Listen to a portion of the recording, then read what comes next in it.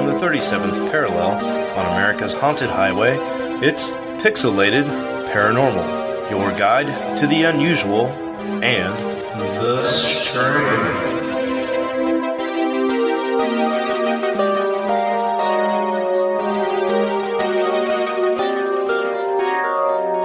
And we are back with episode 141 of Pixelated Paranormal.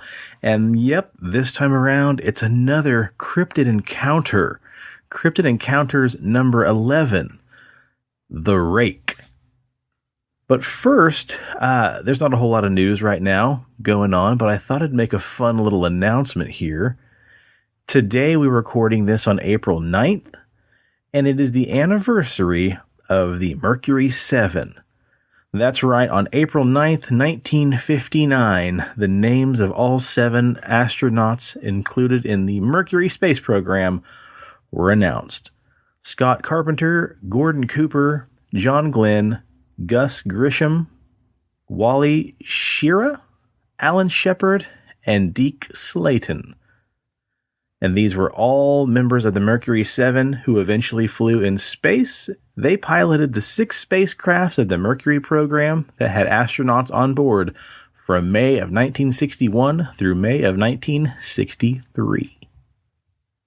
And then Glenn went on to become the first American in orbit in 1962 and flew on the Space Shuttle Discovery in 1998. So yeah, there you go. Happy anniversary, Mercury 7. Whoop. Whoop. Mm-hmm. So after that, anybody got any other news, or should we just jump in? Jump in. Nothing going on. Cool. All right, here we go. Lurking in the shadows of the northeastern territory of the United States of America, it's Mother Nature's true abomination. Its hairless, pale, gaunt skin is stretched almost too tightly across its elongated, gangly frame, and it looks like a skeleton that's been made out of spare parts. Although said to be bipedal, it skulks around in the shadows, crawling on all fours, scavenging like a starving hyena. Its victims who have been lucky enough to survive are left paralyzed with fear. After staring into its oily black, emotionless eyes, which are recessed deep into its rotting sockets.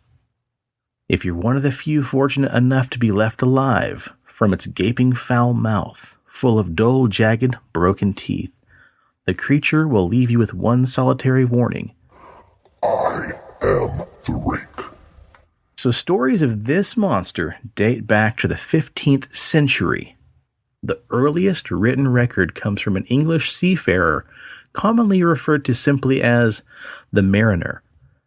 The Englishmen landed in the New World in 1691, the same year the province of Massachusetts Bay was chartered by William III and Mary II of Britain. There's only one account mentioning the Rake, written by the Mariner himself, where he goes on to say, "He came to me in my sleep. From the foot of the bed, I felt a sensation. He took everything. We must return to England. We shall not return here again at the request of the Rake." Now you fast forward to the 1960s. The world was going through immense cultural changes, as well as the technology. Thanks, aliens. Televisions were becoming more and more common in people's homes, music was quickly evolving, and the Vietnam War was well underway.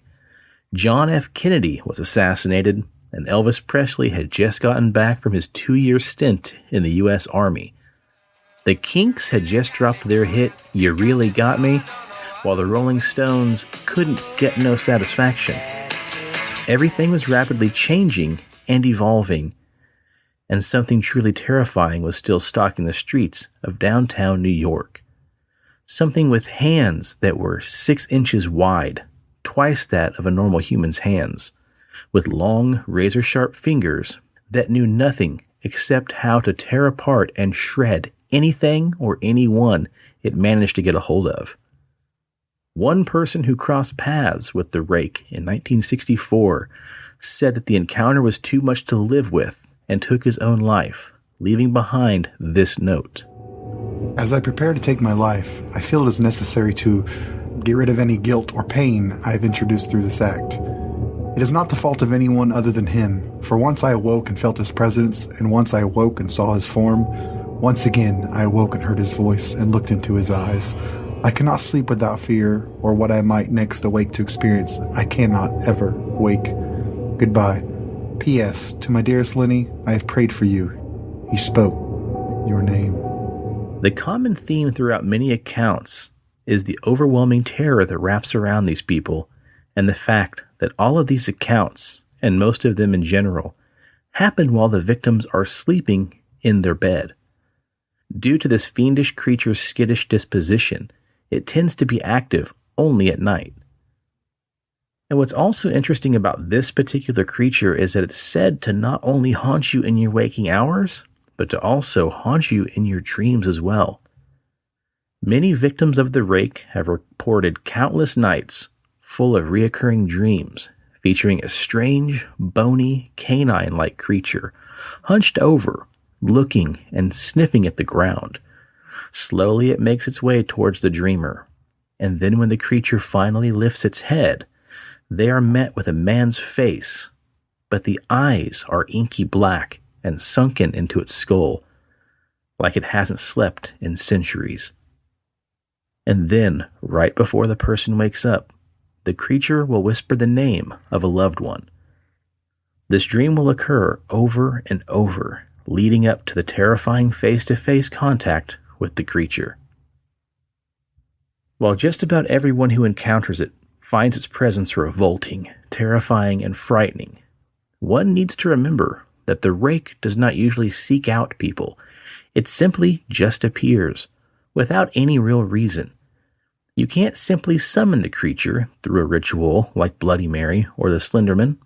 This wraith-like creature just simply appears, seemingly out of nowhere, only when it sees fit. Many people report having been woken from a dead sleep with the feeling of being watched, only to catch what looks like a pale, emaciated naked man hunched standing in the corner of their room. Some people pass out from the sheer fear of such a fright. But those who manage to stay awake, to stay conscious during these visitations, have said that as soon as the Rake notices that it's being watched, he'll drop to the floor like a limp pile of bones, and then suddenly scurry away out their bedroom door like a spider or a dog. Gross. Right? Yeah, it sounds pretty disgusting. Now let's fast forward into 2003, where there was a great surge in the number of sightings of this creature. People were seeing hairless dogs with human heads and black eyes skulking in the shadows, running around their neighborhoods.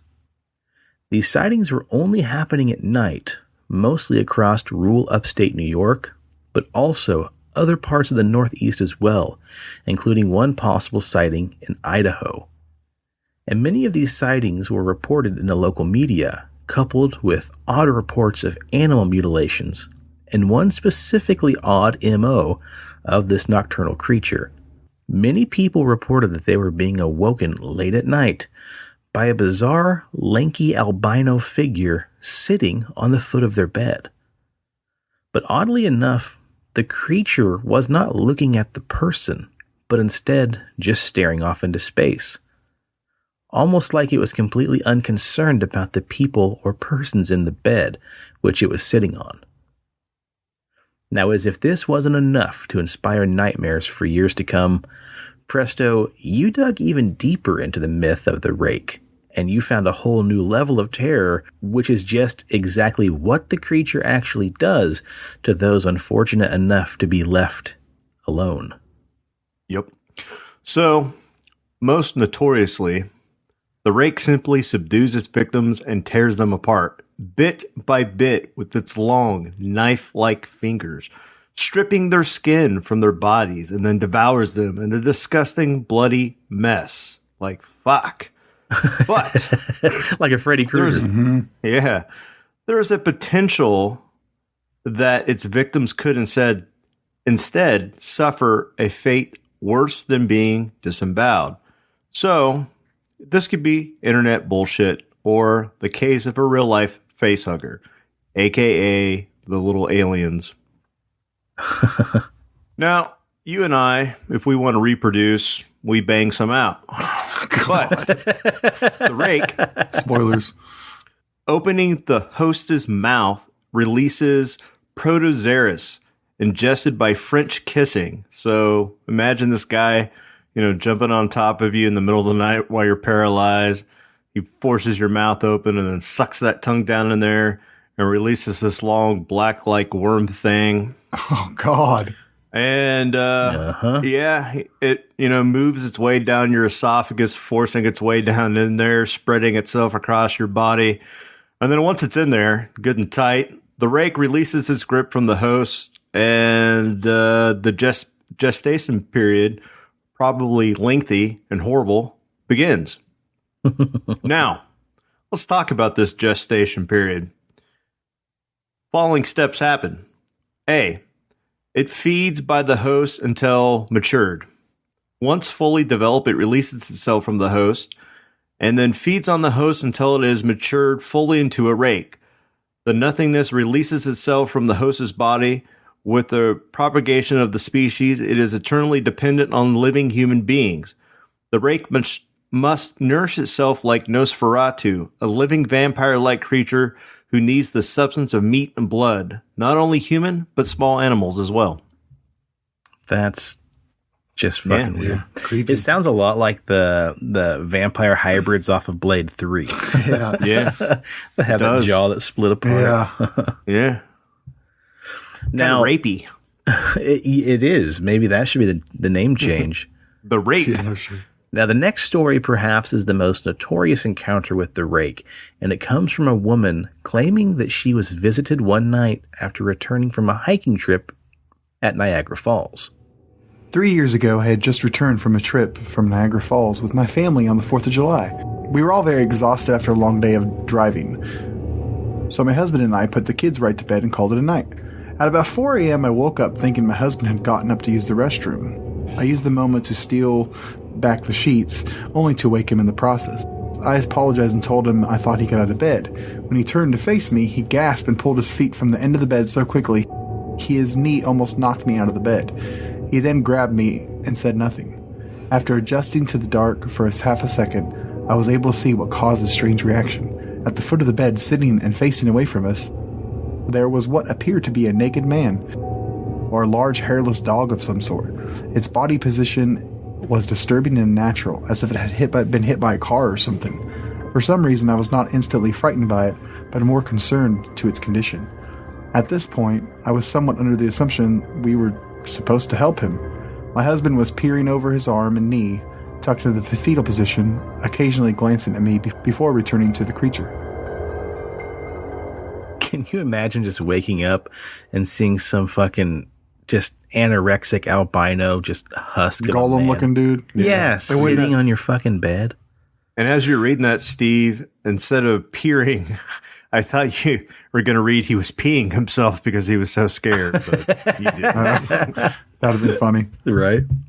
Well, from here, things just got worse for the couple.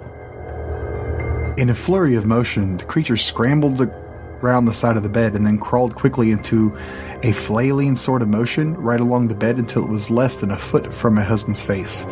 The creature was completely silent for about 30 seconds, or probably closer to 5, it just seemed like a while, just looking at my husband. The creature then placed its hand on his knee and ran to the hallway. Leading to the kids' room, I screamed and ran for the light switch, planning to stop him before he hurt my children. When I got to the hallway, the light from the bedroom was enough to see it crouching and hunched about 20 feet away. He turned around and looked directly at me, covered in blood. I flipped the switch on the wall and saw my daughter Clara. The creature ran down the stairs while my husband and I rushed to help our daughter. She was badly injured and spoke only once more in her short life. She said, "He is the Rake." And then she goes on with what happened next, saying, her husband rushed their daughter to the hospital, and on the way there, he crashed their car into a lake, and then they both died.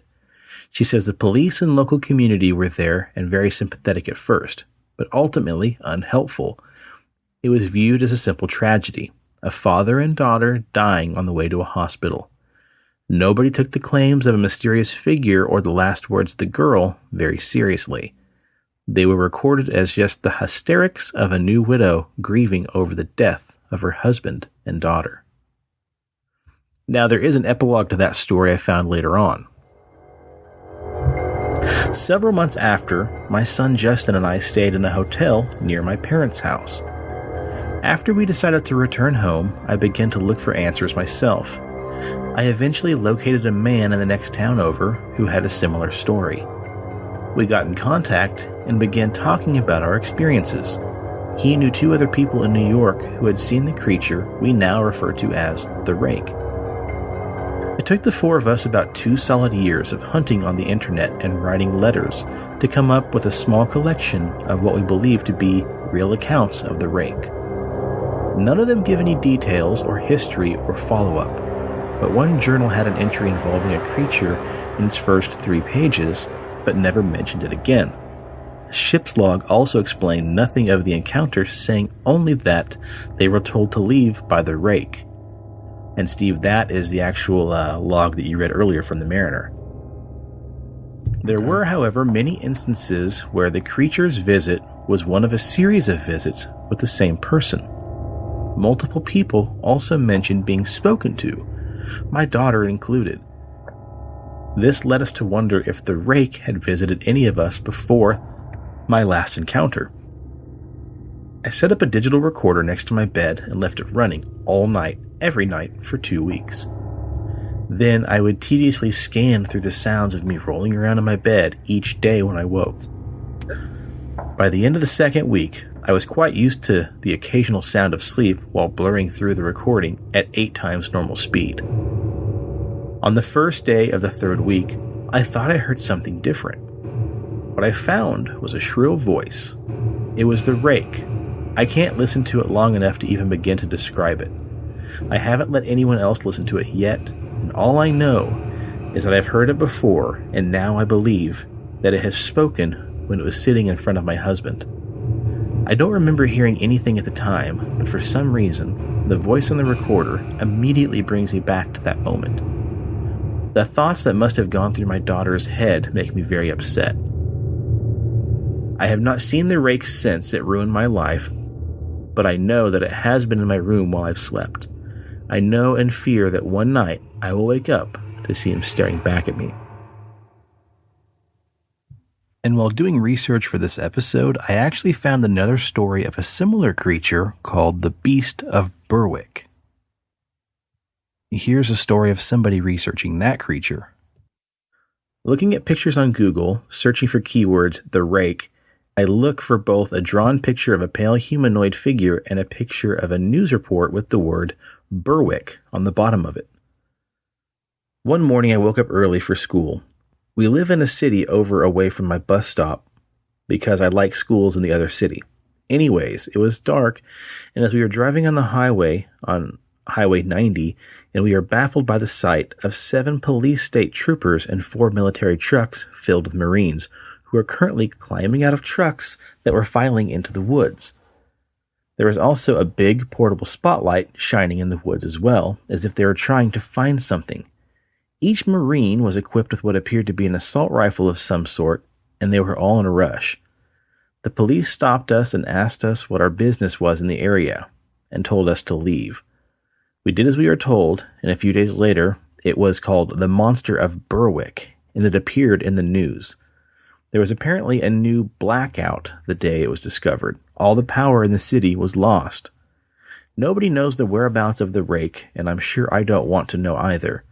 Some people even believe the Rake and Slender Man, or Der Groberman, are somehow related. So that's a little bit more of the mythos that I didn't include in the original document here. Cool. Now, I did also find in the Paranormal Encounters on Reddit this story. Strange creature on house roof, from Crystal Flower 456. This occurred when I was about year 9, 2 years ago, so a freshman in high school. It was mid-December, and so even though it was only about 5:30 p.m., it was really dark out.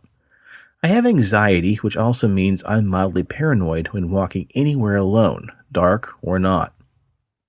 I was continuously looking around at my surroundings as the worst possible scenarios kept flashing through my mind. Killer clowns, mad axe murderers, etc. That's when I saw it. Across the street from me, I saw it. Perched atop the roof of a house was a creature so big that I was shocked that the house could actually hold its weight. It was a pale, sandy beige color, and so skinny I could even see every bone. Its arms and legs were bent in ways they shouldn't, and were unnaturally long. I could feel it watching me, although it had no discernible facial features. Frozen with petrified fear, I looked both ways up and down the street and saw no one else. When I looked back at the house rooftop, it was gone. I took no chance and sprinted the rest of the way home down my street. And that was actually posted just yesterday on Reddit, so... Wow. Yeah. It's kind of interesting. Yeah. And if you thought the city streets were the only place that you'd have to look over your shoulder in fear, well, you're wrong. The rake also has been spotted in the northeastern forests of the U.S. as well, hiding out in the shrubbery of the woods, stalking its prey as it lets out bizarre whining and chirp noises akin to the sounds that a scared or perplexed dog might make, all while it hunts its disoriented prey. And there's actually been reports of this creature all the way north into Canada. So finally, it seems we aren't much closer to understanding this thing. If you're in the American Northeast, take caution, especially when you're sleeping. You might yourself be an unlucky victim of the rake. Now, there's actually, Preston, you brought this up, actual footage supposedly from Canada, where people had driven by and, I don't know, caught viral video of what they say to be a creature stalking a moose out in the Canadian forest. Yeah, it looked like it was about to eat that fucking moose like Sarah Palin. Did Sarah Palin eat a moose? Yeah, she makes like this famous moose chili, you know? Huh. I didn't know. Well, the video had been viewed more than 30,000 times at the time of the article that I'm reading being posted, and this is from back on August 3rd, 2018 from Fox News. It was filmed by an Audrey Tanguay Freschetti, who was unable to explain the footage, likely due to the fact of the monster not being real, is what this article says. But it shows a moose on the side of the street, and then a film, probably from a cell phone because it's kind of shaky, but you can see some kind of weird hunched over creature with long spindly arms kind of edging its way out of the forest and then kind of edging its way back in, back and forth, like it's timid or like it's a little nervous to come out, and actually reveal itself and attack this moose. Yeah, it's definitely creepy looking. Yeah. For sure. Now, Preston, what were you saying earlier about some Native American stuff or some drinking? Yeah. So the one article that I read was talking about how, like, creepypasta stories came out, and then somebody had wrote a story about the rake, and so most people attribute it to just modern day folklore, like it's all bullshit. But if you go back, you dig deep enough, you start to see that there's a very similar creature in Native American folklore up in the like Alaskan and then like Canada region. And because like alcoholism is higher in Alaska than some of the other states, they actually attribute the sightings of the rake due to like depression and alcoholism because it makes you a more susceptible victim. Huh. Well, and it also sounds a lot like the Wendigo. Yeah. Because it's feeding off of you and, stripping you away of your soul. Yeah. And there's lots of other stories, too, that I just chose not to include because they all pretty much lead up to the same thing. People having terrible nightmares and then waking up to the bizarre sensation of something sitting on the foot of their bed. And when they look up, they think they're seeing some kind of emaciated old man. But then he turns around and has, the sunken eyes and the big nasty mouth full of jagged teeth. Mm-hmm, but the part of that whole story that messed with me was the idea that people were seeing what they thought were hairless dogs kind of running through the streets of New York, but they had the heads of a man. Ew. Which reminds me a lot of the creatures that were featured on that old movie, not old, but older horror movie called The Unborn. Never seen it. Yeah, it does look a little bit similar Kind to of, that. huh? It was a good one, man. For a PG-13 horror movie, it was pretty solid. Yeah, too bad. Yep. All right, guys. Well, it's kind of a shorter episode this week around, partly due to the fact that we're trying to get back on a new recording schedule.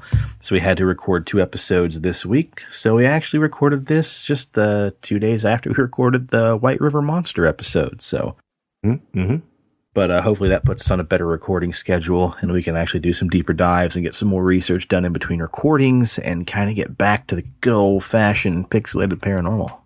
And the other problem we're having right now, too, is allergies are running rampant amongst all this other pandemic crap. So I'll go ahead and sign off for Steve-O.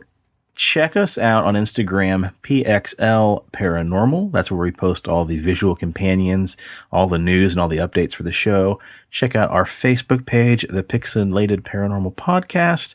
Find us on Twitter, although we don't do a whole lot on there currently. Maybe we'll get back to that, but not a lot of action on Twitter these days for us. And then check out our other show, 13 Nightmares, where we review different horror movies and we switch back and forth between real deep dives into classic, cult favorites, as well as our B-Reel episodes where we just kind of choose one loose topic and just riff on those, like remakes of horror movies, among other different things. It's a good time.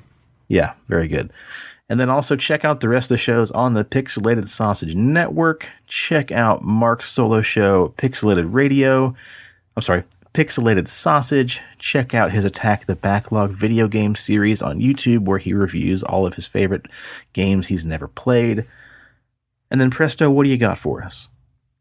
And as always, if you need a beard, if you want a beard, if you want to grow the most luscious beard that will stop the rake in its tracks, check out BigDobsBeardBomb.com and use promo code PXLPARA for 20% off your order. And use that code to get you some scents like Dundee Cedar, Bay Rum, Citrus, Classic, Mint, Fresh. You can't go wrong with Dobbs, so get it all. Boom, there you go. And while you're on his what? I said, all right. And while you're on BigDonsBeardBomb.com, I think I just said Big Dons. And Big while Dons. you're on BigDobsBeardBomb.com, check out some beard soap while you're at it, because right now there's no better time to wash that man-made on your muff. Yeah. There you go. They recommend you shave it, but we ain't doing that here. No, if you wash it, I think you're doing just fine. Yeah. Yep. I think so too. Don't God, be if you slob. shaved your beard, you might look like the rake. Ugh. Yeah, no shit. If I shave my beard, I'd look like a chubby rake. a well-fed rake. Why is that chubby guy sitting on the bottom of our bed? He's been a raking again. And also check out our friends over at gunslingersoap.com. Check out CD Trade Post on Pawnee and Seneca.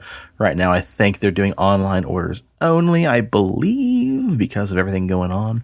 Maybe some curbside pickup too. Check out their website, check out their Facebook for updates. And also check out our friends over at Fast Print at Harry and Rock. Heck All yeah. right. Anything else, guys? Just stay No, I safe think that'll and do it. take care of yourselves, Yeah. especially with mental health stuff. It's kind of tough right now. So Yeah, do something good for yourself. Read a book. You still go on a walk. You can still go outside and enjoy nature. yeah, Just don't go too close to the forest, maybe. if you fucking stay inside too long, you're gonna end up looking like this rake dude. Right. All right. Well, guys, thank you so much for listening, and cheers to the weird shit in the world and those of us that love to talk about it. And stay spooky and stay on the paranormal highway. The cast at Pixelated Paranormal would like to thank you for listening to this week's episode. Pixelated Paranormal is here to tell you tales of the fantastical, the strange, the unknown. Tales that will move you a little further down the paranormal highway. If you'd like to share your own listener story, we would love to hear it. Email us at pixelatedparanormal@gmail.com. Again, that's pixelatedparanormal@gmail.com. We'd really love to hear from you. Again, thanks for listening to this week's episode of Pixelated Paranormal, your guide to the unusual and the strange.